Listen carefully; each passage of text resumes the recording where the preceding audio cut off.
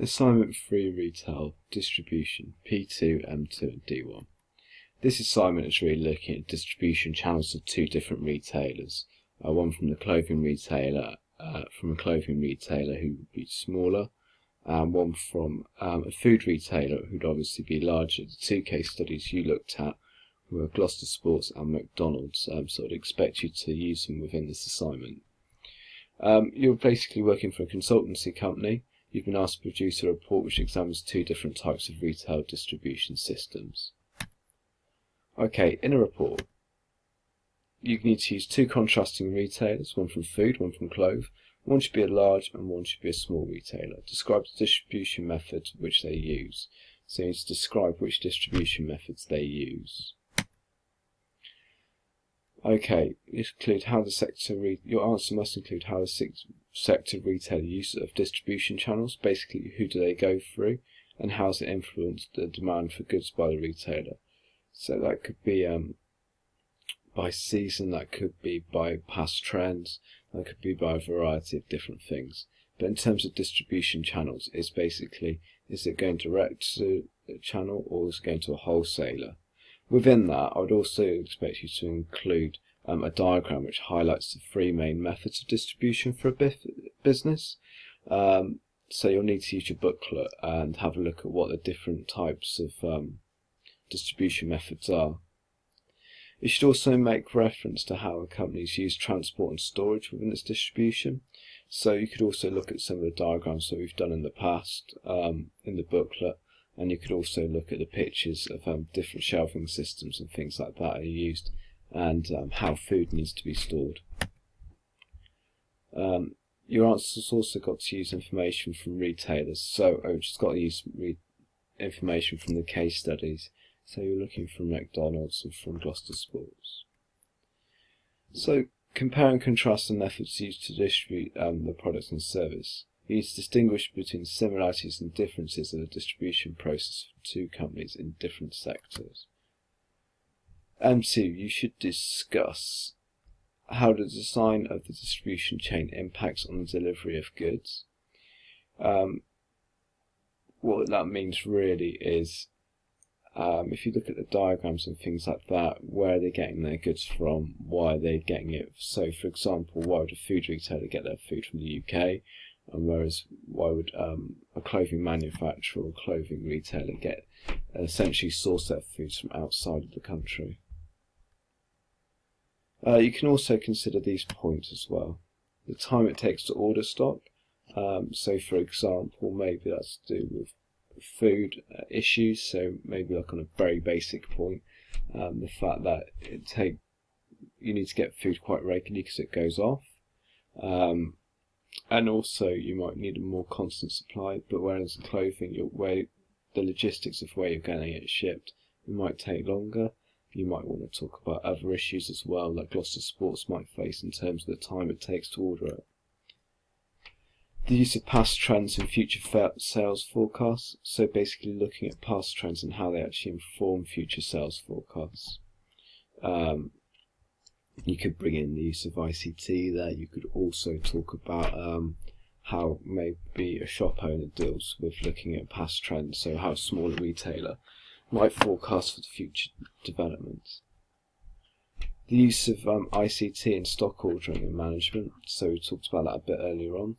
It might be worth looking at how complex McDonald's system is, and also how it's structured and how it's designed. I'd expect you to really try and include information about that. I'd also expect you to look at maybe how Gloucester Sports use it or don't use it, and also the reasons why and how they use it. How does the company's use of distribution chains impact upon the company's efficiency? You should discuss the responsiveness to the environment, so things like weather, taste and trends. So you might want to look at, for example, manualistics.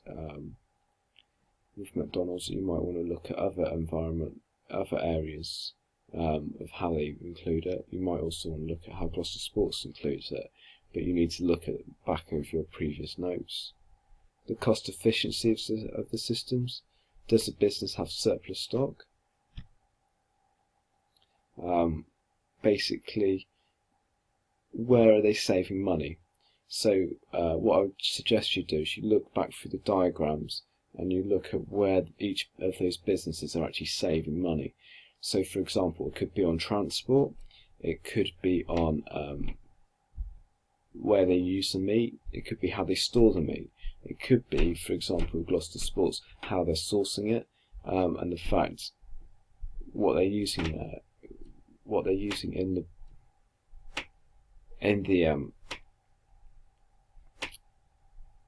shoe shop. So what are they actually how are they saving money? So are they ordering just the right amount for the next 6 months, or are they having to predict future trends? You need to highlight the differences between the two companies' distribution methods throughout this section. So you need to have a comparison, okay, and that needs to be made very clear. So it needs to be a comparison somewhere throughout that assignment. D1 Task 3. You need to evaluate the distribution systems and delivering goods and services for a selected organisation. You need to make a judgment once you've analysed the strengths and weaknesses of the distribution. It may be worth considering how these distribution channels could be improved.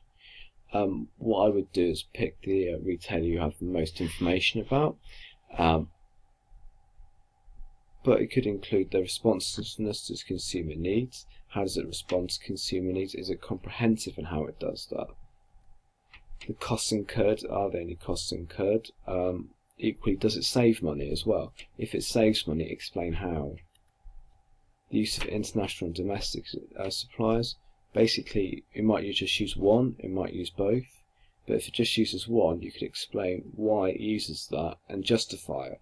As long as you're justifying it, that will get the D. Use of intermediaries, so is it using its supply chain effectively? Is it using like its middleman, so like ESEA Food Solutions, for example, if you're going to choose McDonald's, or Adidas if you're choosing Gloucester Sports, are they actually acting on behalf of the retailer, and how are they acting on behalf of it?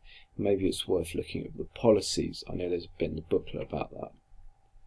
The shipping arrangements involved, so have a look at the different shipping arrangements which are actually being involved with the retailers.